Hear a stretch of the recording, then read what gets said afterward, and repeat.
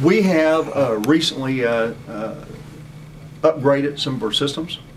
We have spent some money within the state on our things like our APHIS programs, where it's helping us get hits on old cases we didn't used to get hits on partial prints, things like that might be in a system. We have the CODIS databases and the DNA that we run. We've got the ability to actually extract more from that now than we did, say, 20 years ago. And we've got the both the personnel, the capabilities in-house to be able to do most of that. With that, we're going back through and screening many of those old cases. And when you look at the OSBI, I mean, we're your state's premier investigative agency, and part of that piece is we're the state centerpiece when it comes to trying to put together all the state's investigative capabilities.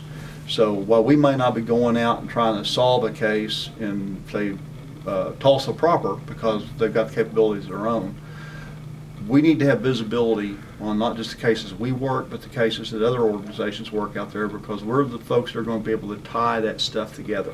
What we need to be able to do as the OSBI, and of course is resource dependent, is we have to be able to not just track our cases that we have of our own, but many of those other cases that go on around the state that go cold, so we know what the commonalities are between those cases.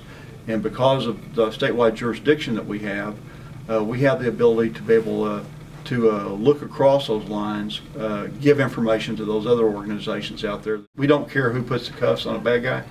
We just want to make sure that these families get answers, and we can speak for those people. We can find justice and speak for those people who can no longer speak for themselves.